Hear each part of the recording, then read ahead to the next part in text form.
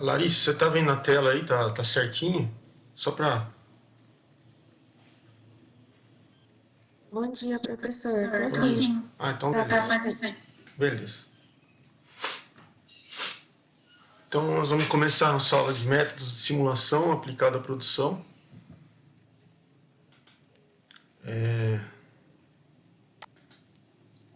Hoje a gente vai falar um pouquinho de modelos matemáticos. Essa é a aula de número 4. A bibliografia, a referência bibliográfica que a gente vai utilizar, a nossa fonte é desse livro. Tá? Só vou fazer uma recomendação aqui, né, por causa da autoria do livro, né?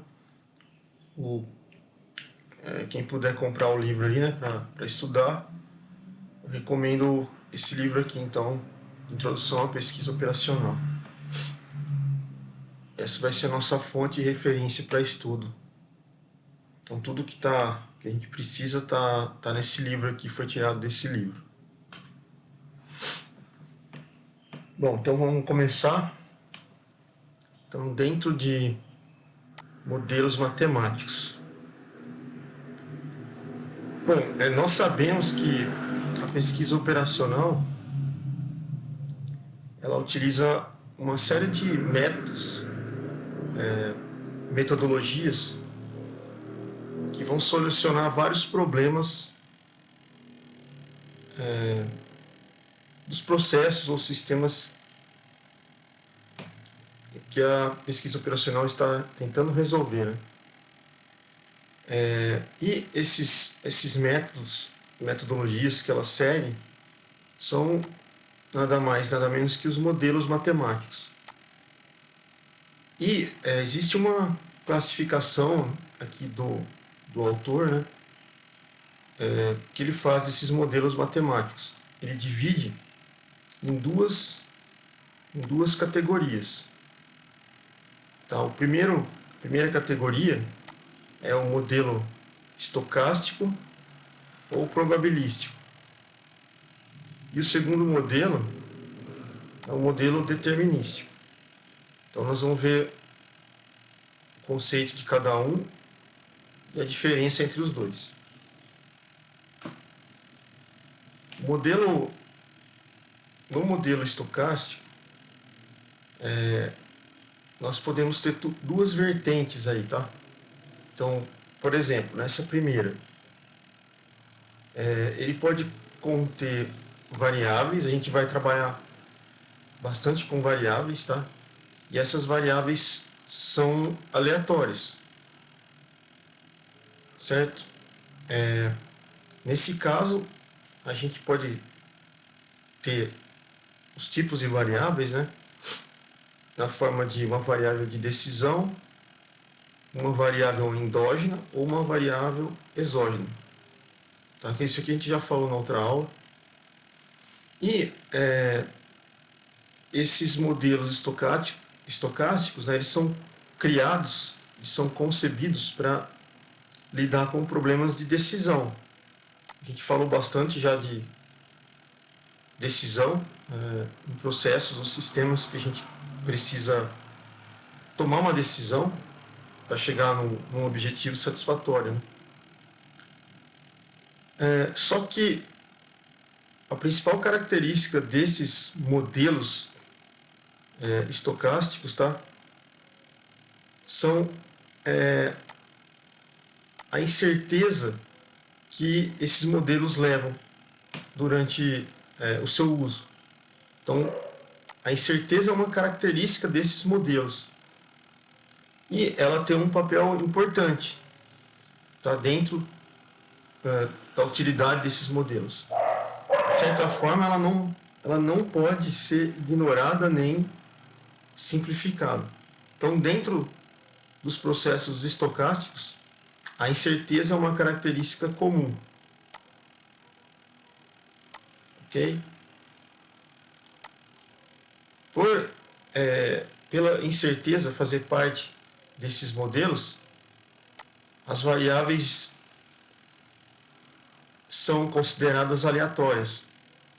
Tá? Não existe uma lei preponderante ali para esse tipo de modelo, né?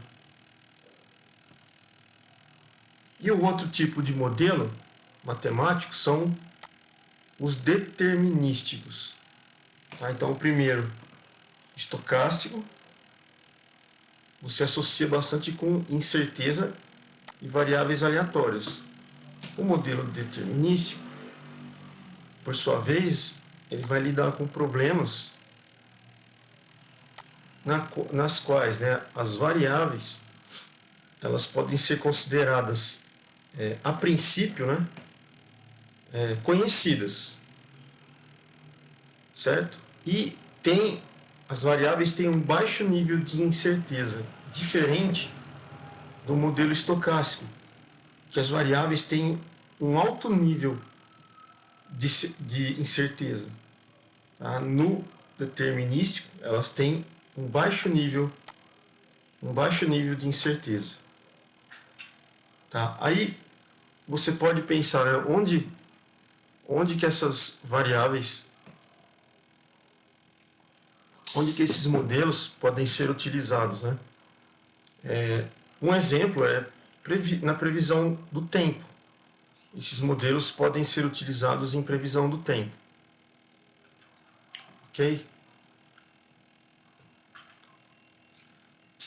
Ainda falando dos modelos determinísticos, nós sabemos que toda decisão que é tomada em cima, para trabalhar em cima de um estado futuro, certo? Dentro de um sistema a gente tem incerteza. Nós temos incerteza. Isso é fato. Mas em certos casos, tá? Se a gente considerar o tempo do processo, do desenvolvimento do processo em curto prazo, a gente supõe que a incerteza não tem um papel tão significativo. Devido a isso, esses modelos a gente considera que eles têm um baixo nível de incerteza. Bom, e nesse grupo de modelos determinísticos, que tipos de modelos a gente tem? Se a gente for dar um exemplo, são modelos de alocação de recursos, onde eu vou colocar os meus recursos para desenvolver o meu processo, né? Nesse caso, quem trabalha com essa parte de alocação de recursos é a programação linear, certo? E você também tem modelos de programação de transporte. Esse é um outro exemplo. Ok? Ok, então essa primeira etapa aqui a gente viu dentro de modelos matemáticos relacionados a incertezas ou certezas, né? Tipos de variáveis. Nós temos os dois modelos que são os estocásticos e os determinísticos. Beleza?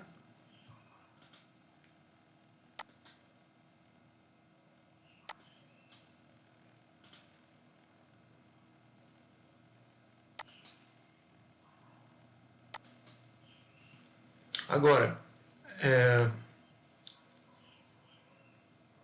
a gente pode ter uma classificação nova, tá? Para os modelos que a gente está trabalhando. Essa classificação ela pode ser dividida em dois grupos e elas vão ser catalogadas de acordo com a obtenção da solução que você quer alcançar. Então, eu vou ter dois modelos de simulação. Eu vou ter dois modelos relacionados à classificação aqui. Então, um modelo é o modelo de simulação, eu representei por esse triângulo azul, e o outro modelo é o modelo de otimização. Apesar de parecerem parecerem bem próximos aqui, né? Eles são distintos. Tá? Então, modelo de simulação e de otimização.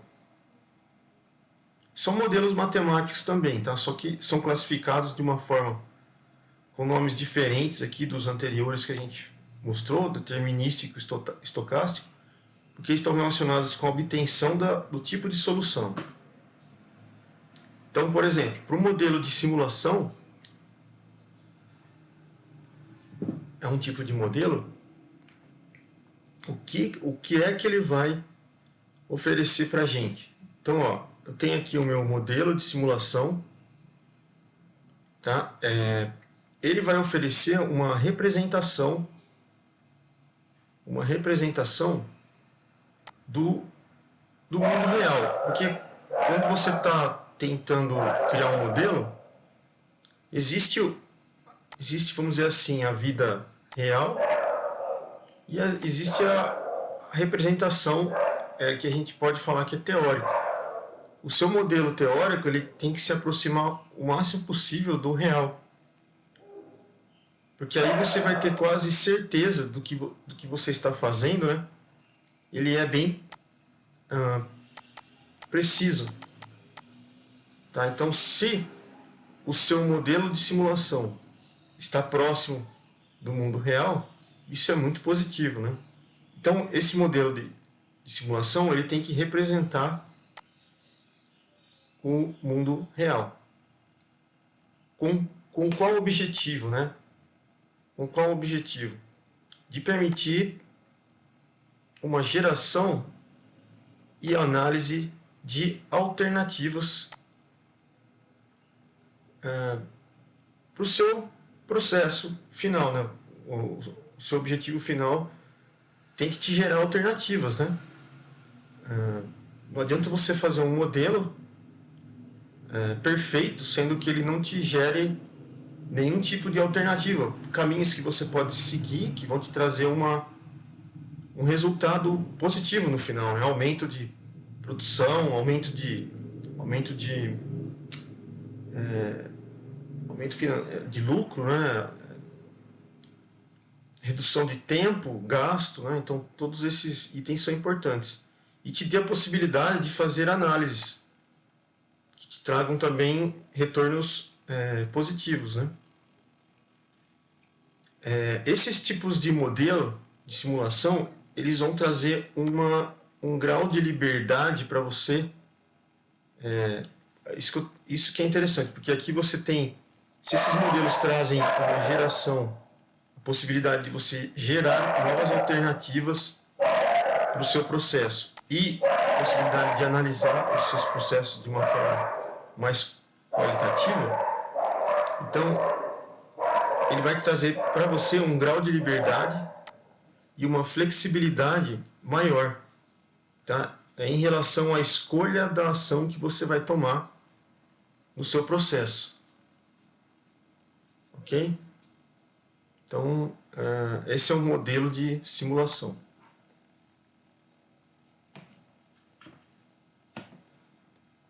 Ainda falando do modelo de simulação, a ideia é você criar ambientes futuros, né? São futuros possíveis, a gente fala, e testar essas alternativas que estão dentro desse modelo.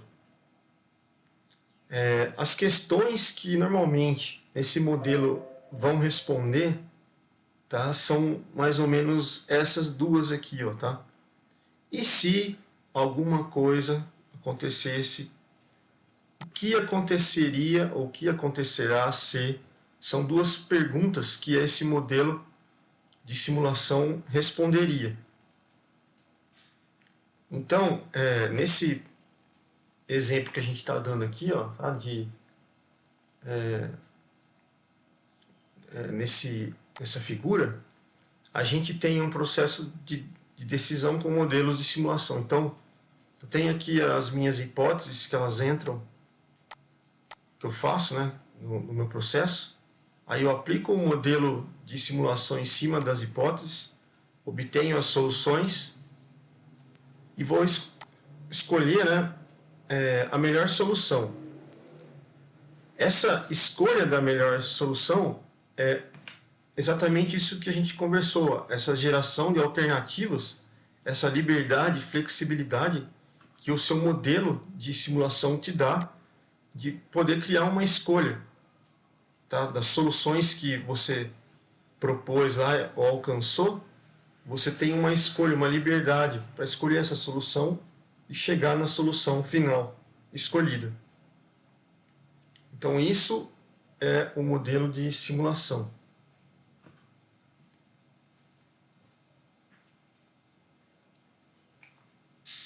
Bom, agora nós vamos falar do modelo de otimização. Então, esse tipo de modelo, diferente do anterior, né, do modelo de simulação, ele já não vai permitir uma flexibilidade na escolha das alternativas. Tá? Então, já começa se diferenciando do anterior por aqui, certo? E por que ele não permite essa flexibilidade na escolha das alternativas? Exatamente porque ele Pessoal, só um instante aí. Só um instantinho, deixa eu acontecer um negócio aqui.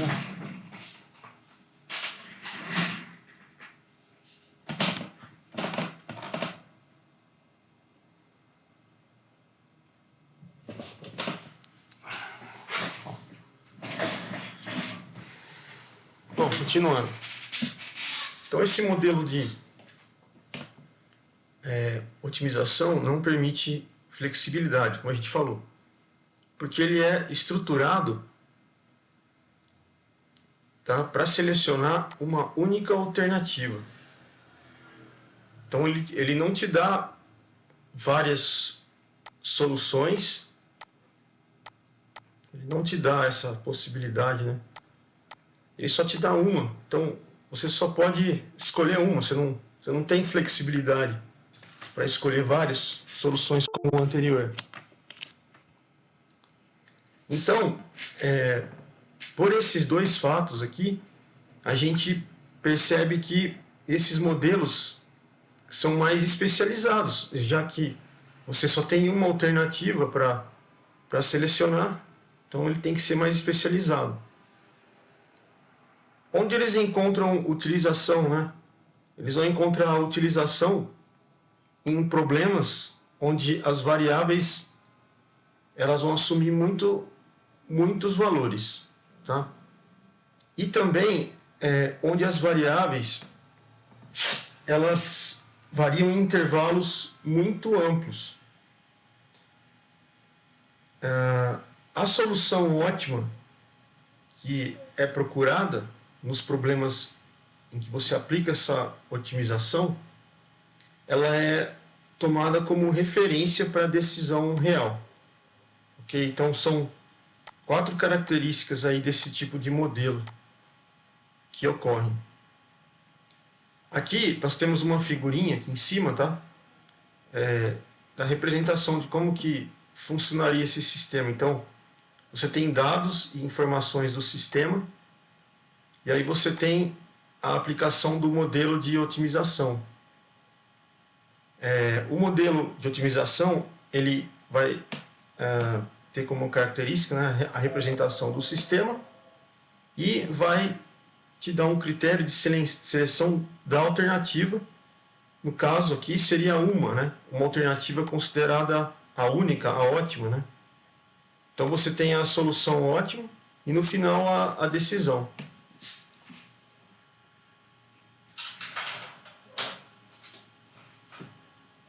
Ok?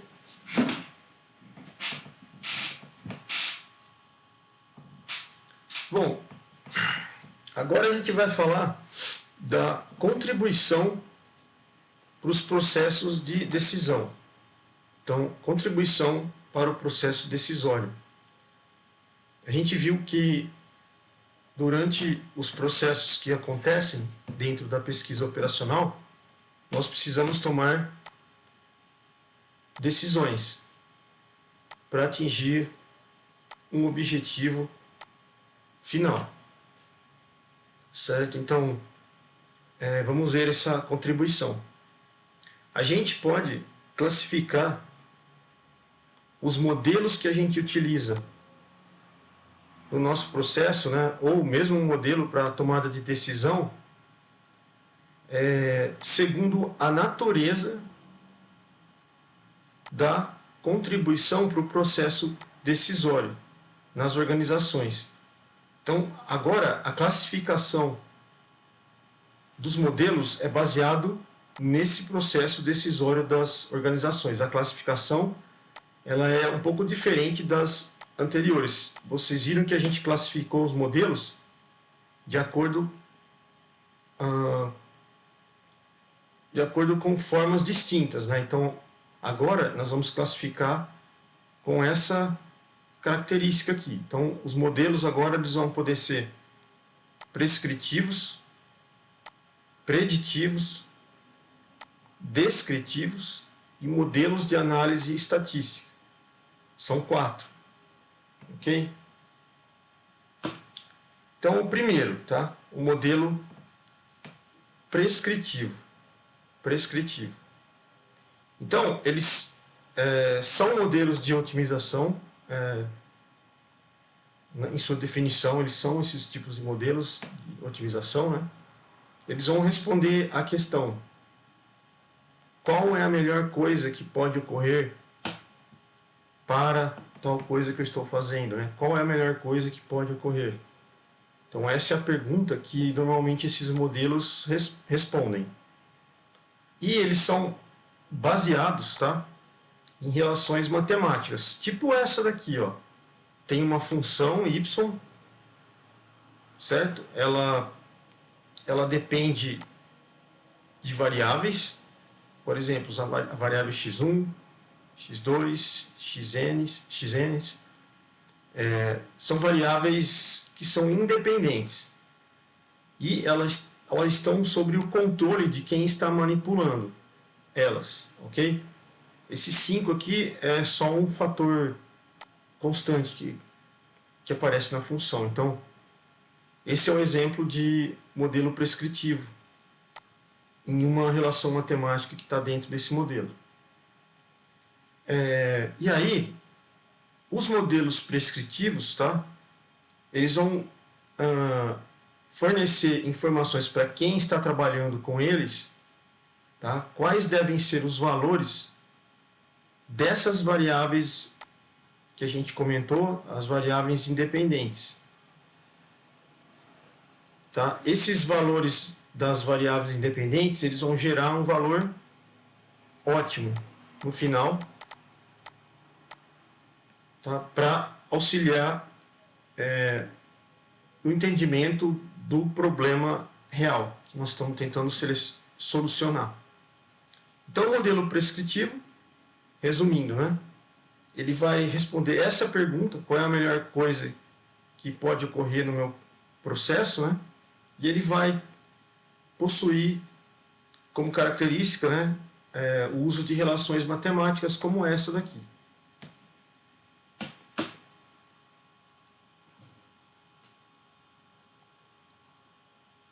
Daí a gente tem o segundo tipo de modelo, que é o preditivo.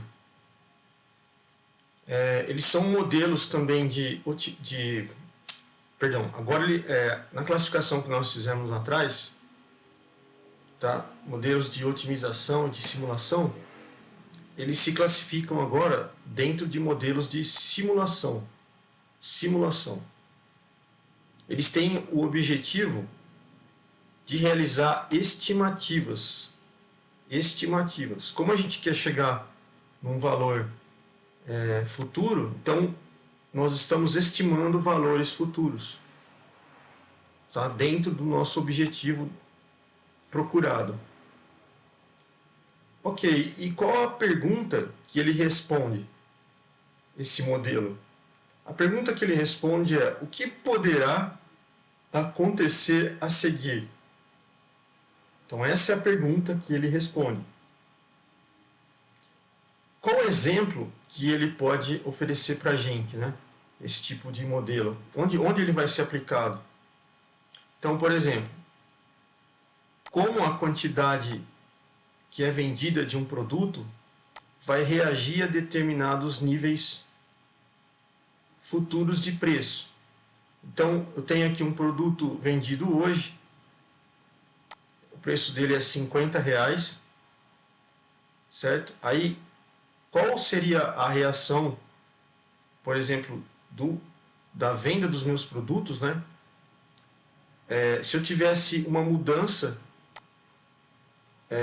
no próprio mercado, né, onde eu vendo meu produto, eu teria, por exemplo, os concorrentes aqui. Concorrente 1, concorrente 2. E qual a mudança, por exemplo, como a gente está vivendo hoje, né, as mudanças tem muita inflação, tá, o mercado não está de uma maneira tão positiva para o cidadão comum aí, né? Então, os preços de produtos, dos produtos C1 e C2 já começam a se alterar. E aí o meu produto, que é do mesmo nicho de mercado, do produto C1 e C2,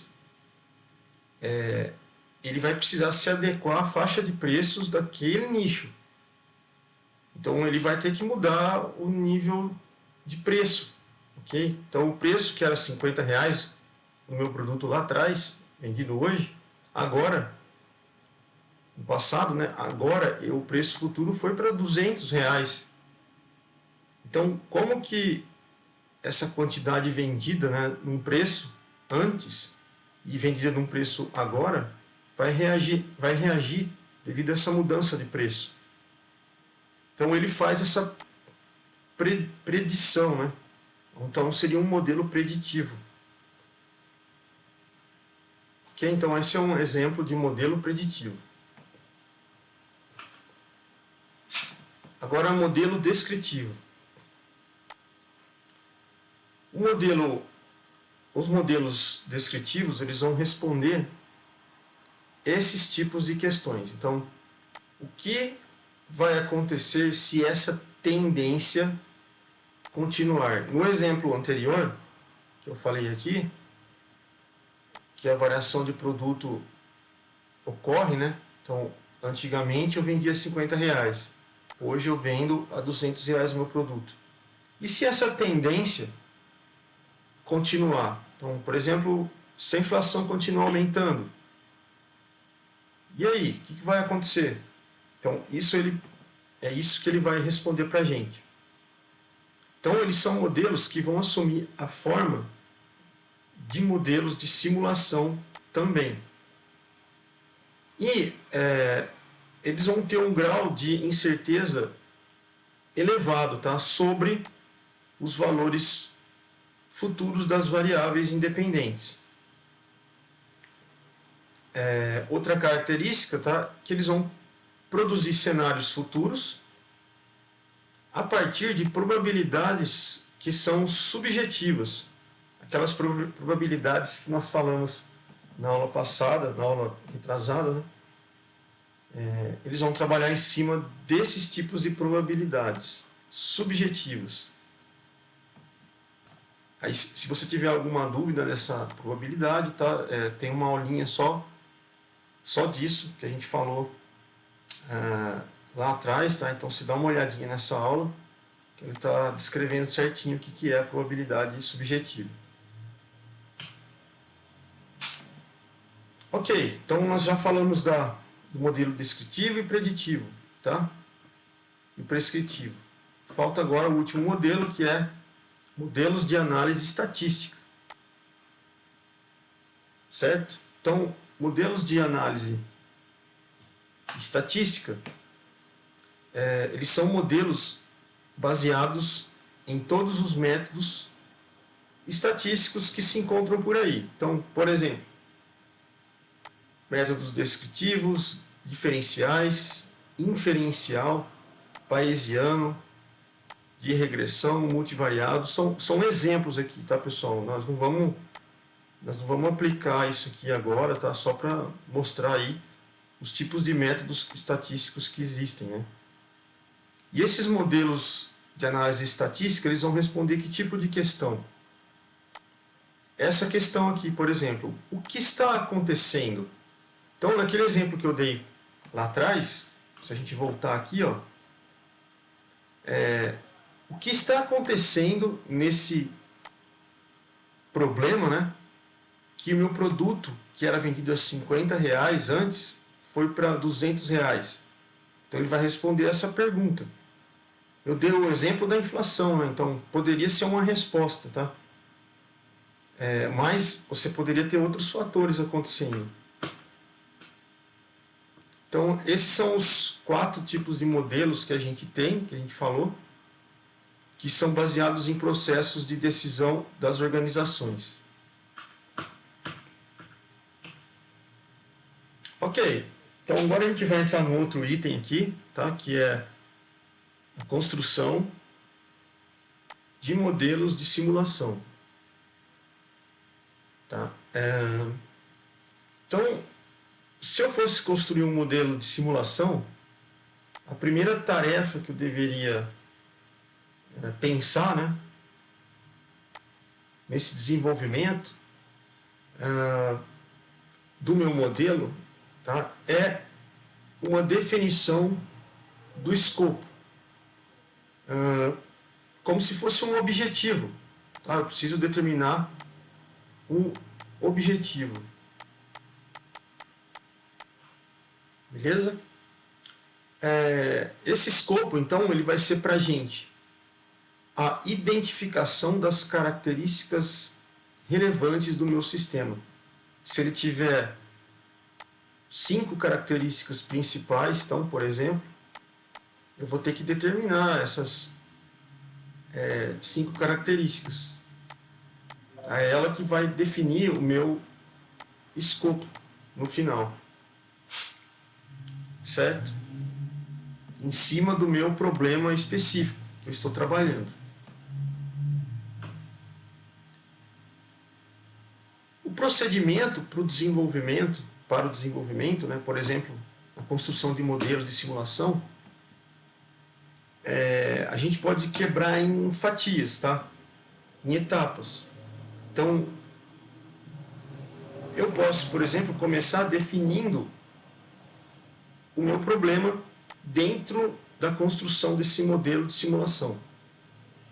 Então, para definir o meu problema, as etapas, por exemplo, aqui nós temos 3 etapas, tá? Eu poderia criar essas etapas que são, eu vou especificar, tá? Eu vou colocar, por exemplo, fazer uma listagem das informações que eu tenho para eu poder começar a entender melhor o meu problema, tá? Dentro desse modelo de simulação que eu estou criando. Eu vou, por exemplo, acentuar o procedimento do sistema que interessa mais perto do que eu necessito. Eu vou concentrar as ações da definição do meu problema mais próximo de onde eu estou trabalhando, tá? Então, uma concentração aqui. E vou identificar os tipos de questão que devem ser respondidas. Nós, lá atrás, para cada modelo que a gente propôs, a gente viu que cada um respondia uma questão. Então, eu vou identificar os tipos de questão que têm que ser respondidas nesse caso. Ok? Saindo da definição do problema, durante a construção de um modelo de simulação, eu passo para a identificação das variáveis, que são mais importantes para mim. Então eu posso ter, como a gente mostrou nas outras aulas, alguns tipos de variáveis.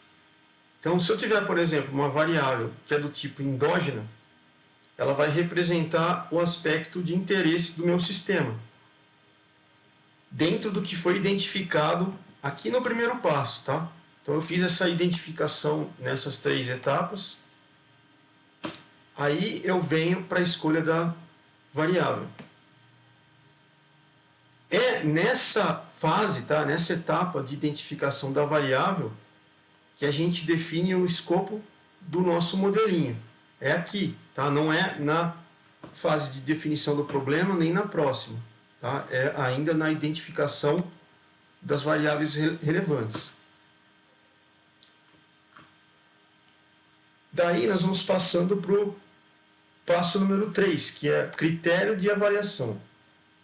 Então eu já fiz a definição do meu problema, já identifiquei as variáveis na construção do meu modelo e agora eu vou para a avaliação do meu modelo. Então eu vou definir indicadores de desempenho. Ok? Então, por exemplo,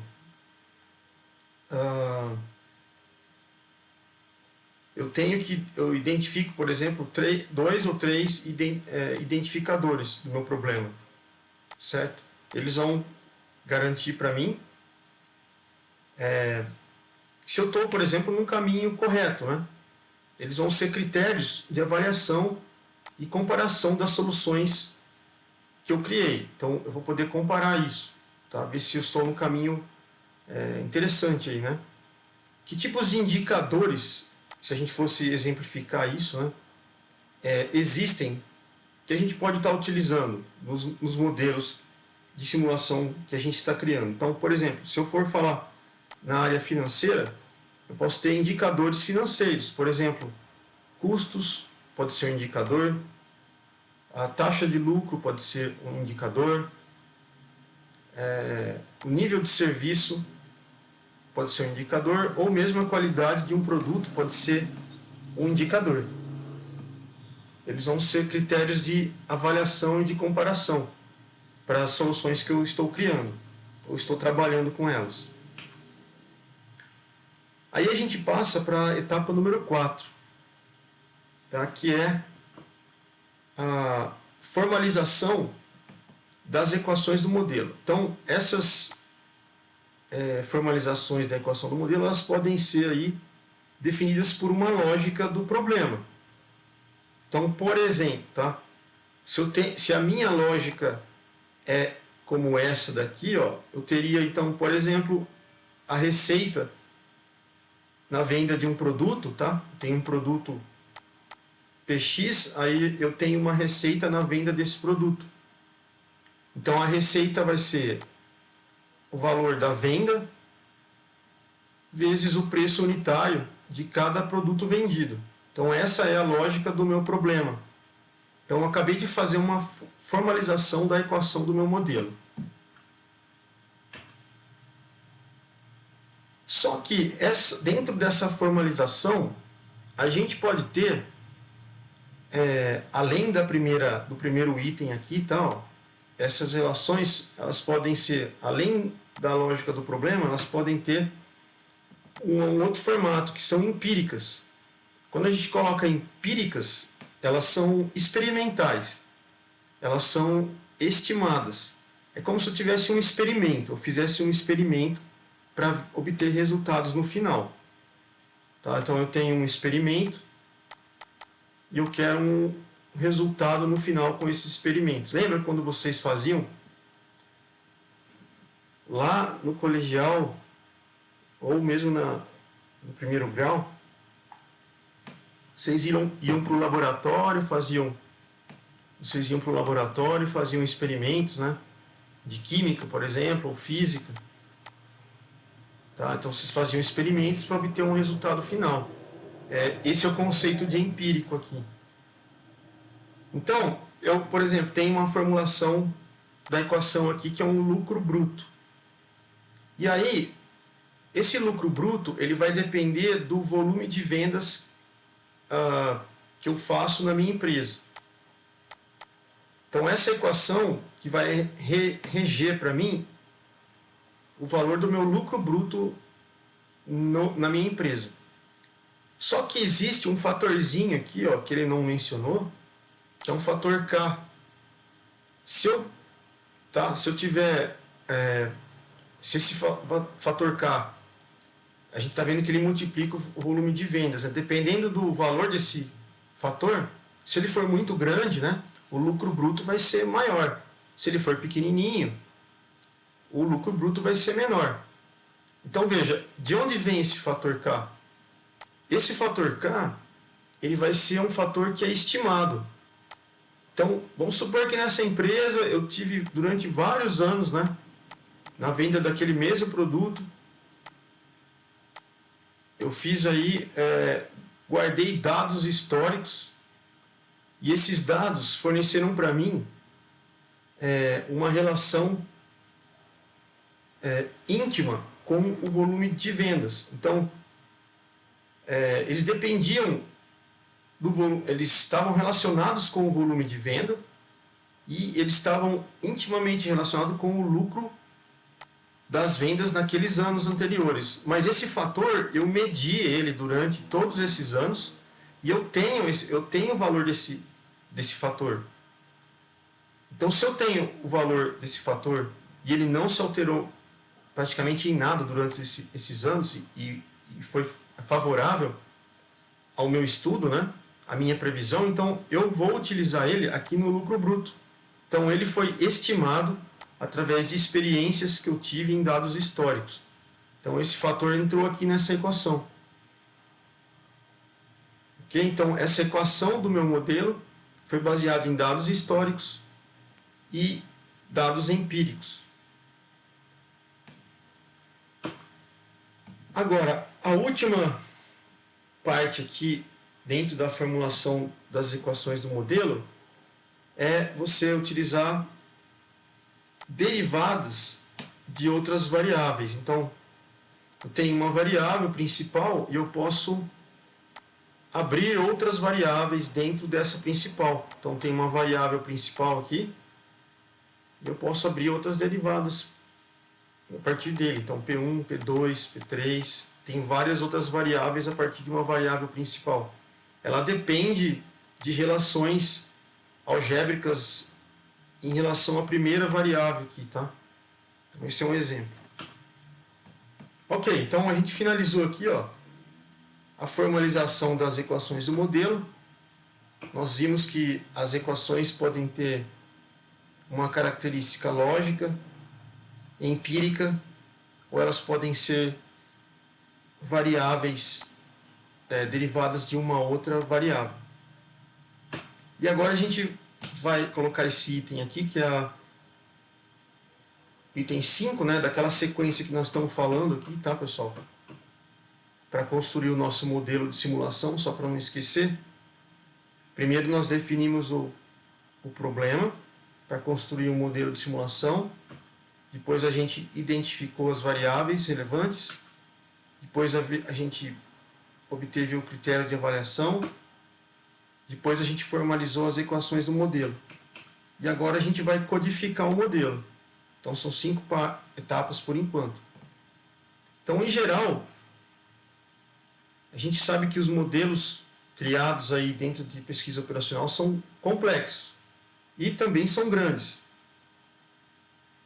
Devido a esse fato, né, eles têm que ser programados. Essa programação ela é feita basicamente por computadores, hoje, né? E como essa programação ela vai influenciar intimamente, né, no modelo, o desempenho do modelo, ela geralmente é produzida por especialistas no assunto. Por que isso, né? Com o uso de computadores mais especialistas, pessoal, você obtém uma melhor programação possível. Ok?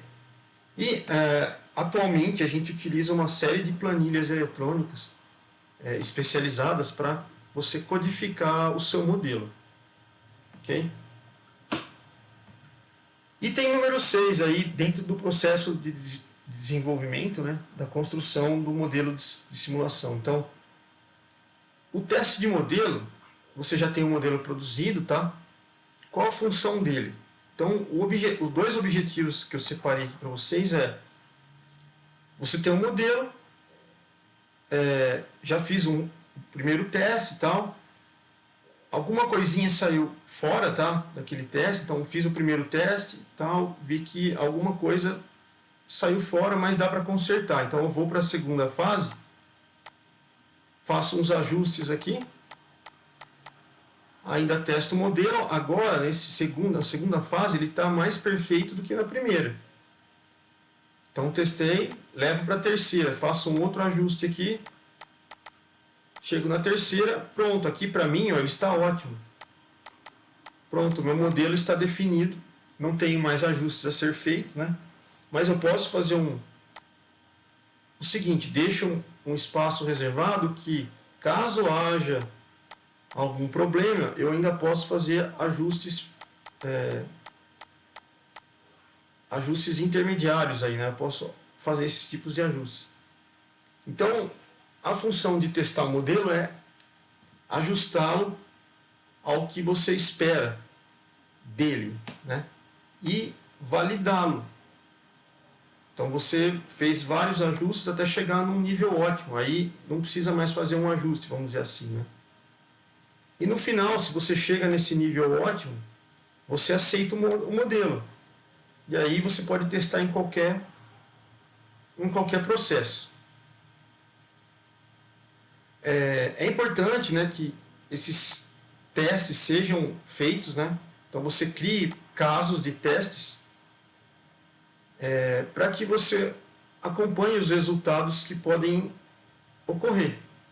Tá? Se tiver alguma falha, você vai descobrir, então isso é importante. Ok?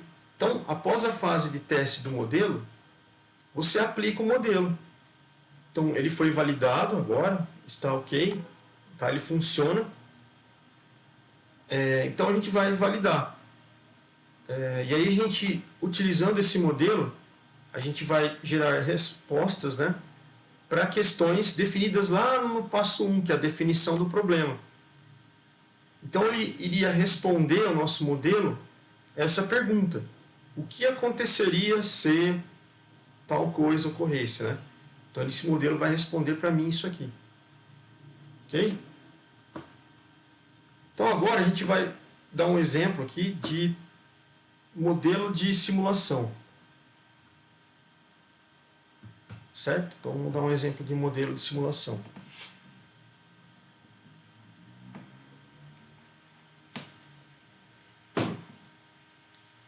Então, primeiro eu vou definir o meu problema, tá? Ok? Então, vamos imaginar que nós temos uma empresa,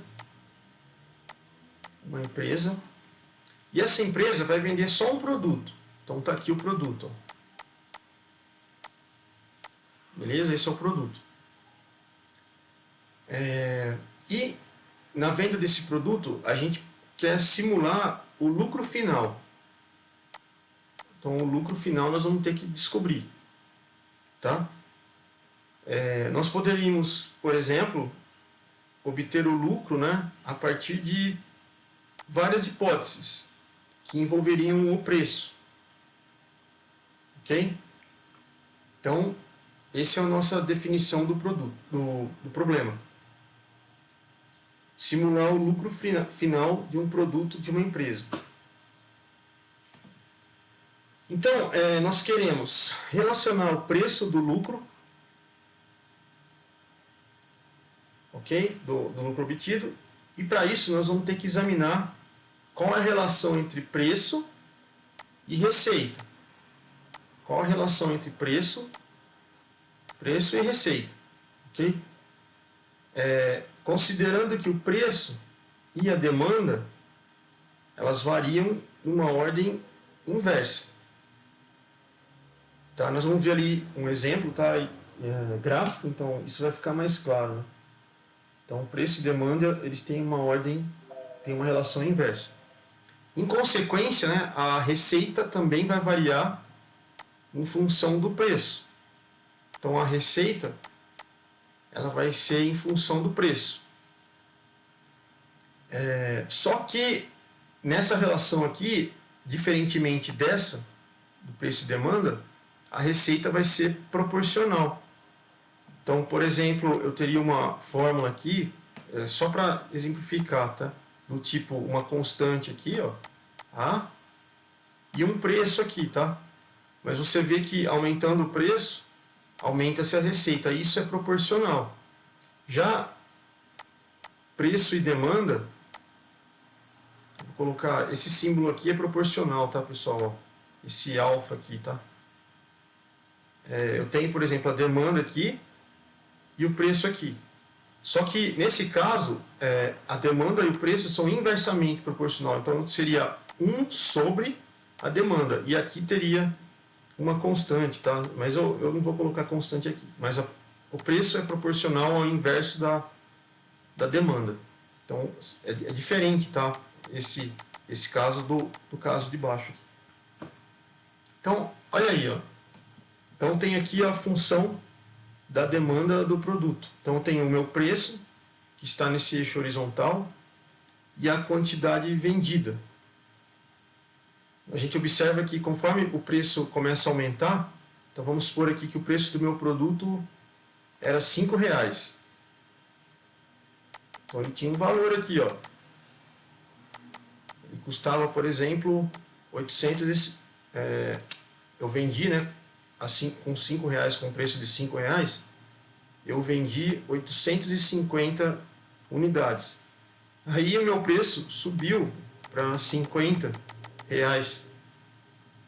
A quantidade de vendida de produtos caiu para 500. Até que eu consegui vender a R$100 aí o preço, né? Coloquei R$100 lá o preço. Quanto que eu vendi de produtos, né? Aqui não vendi nada, né? Praticamente zero.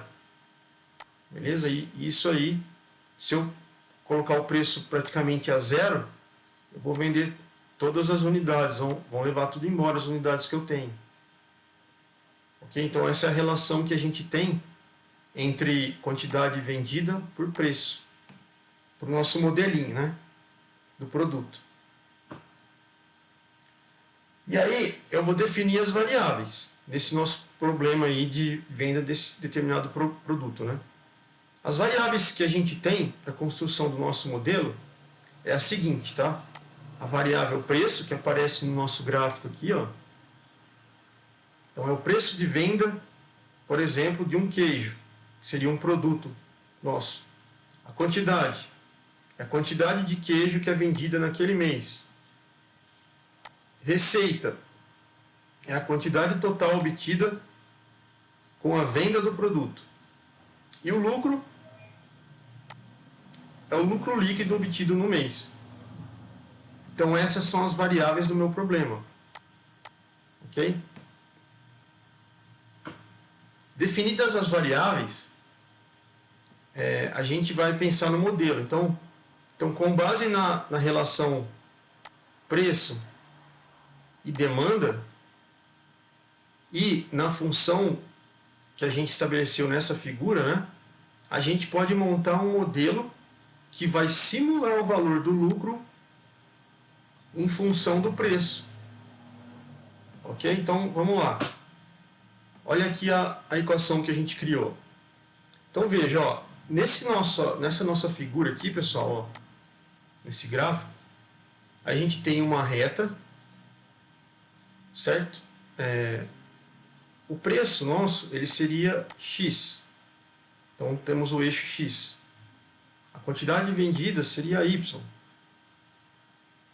Beleza? Nós temos uma função aqui do primeiro grau, que ela é uma linha reta, né? Então a quantidade, por exemplo, para a gente seria Y. O preço seria X.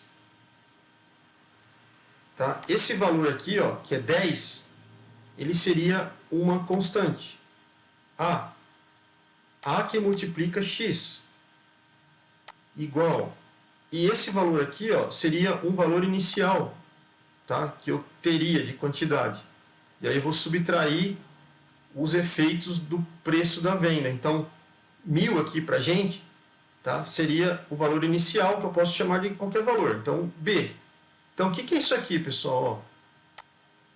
Tá? Aqui tem um valor menos, né? Isso aqui é uma equação do primeiro grau.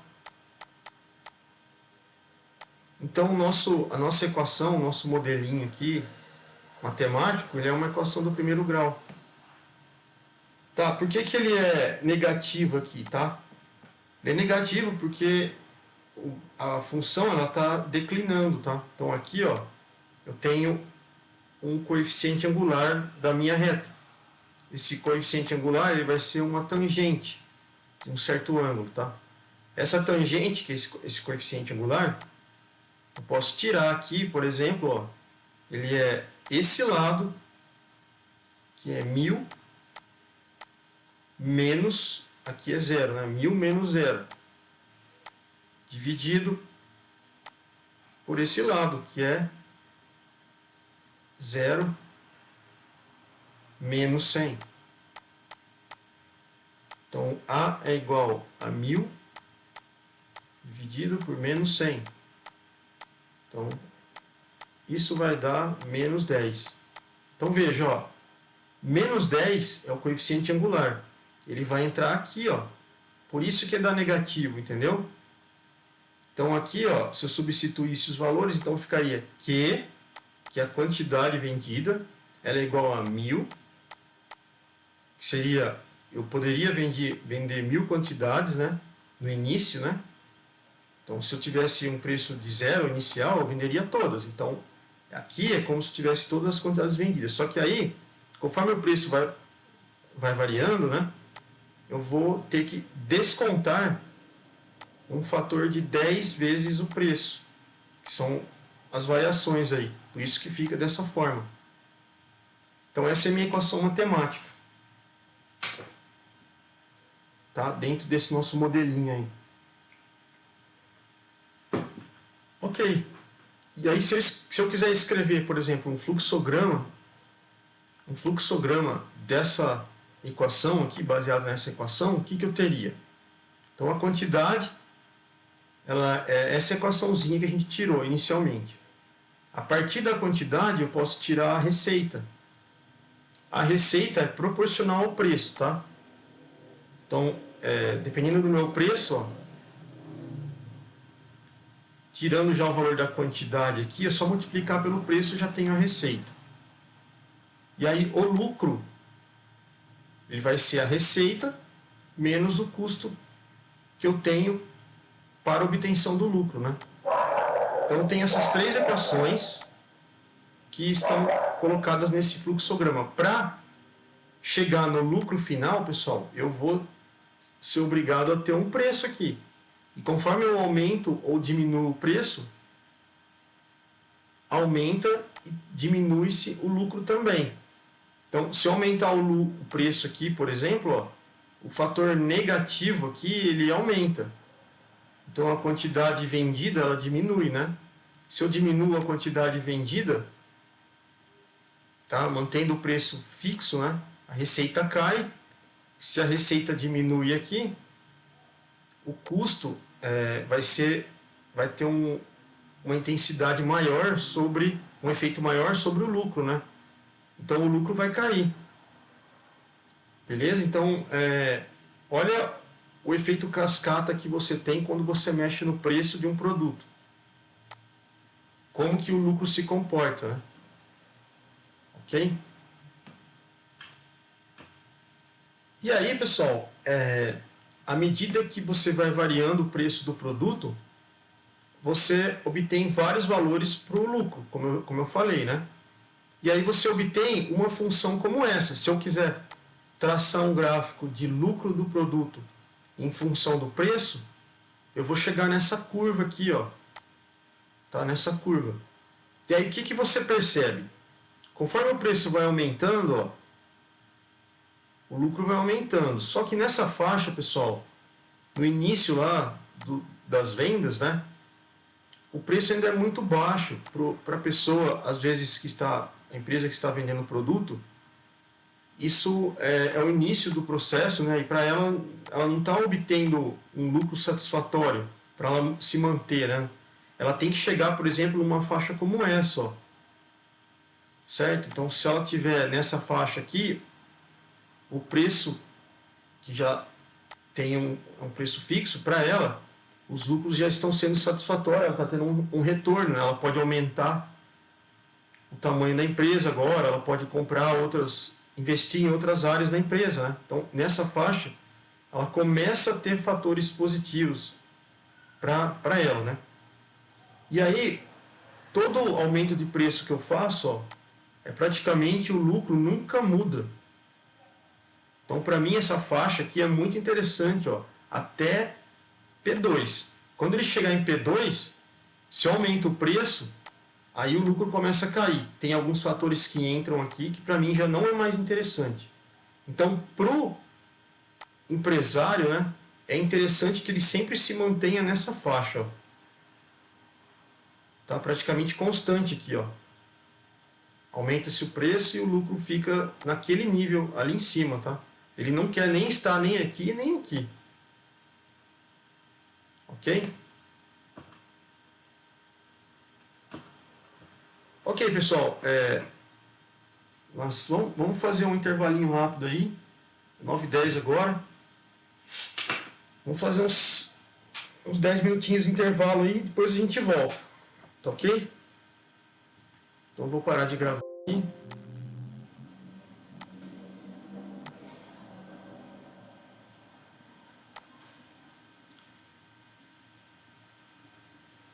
Então 9h10, né?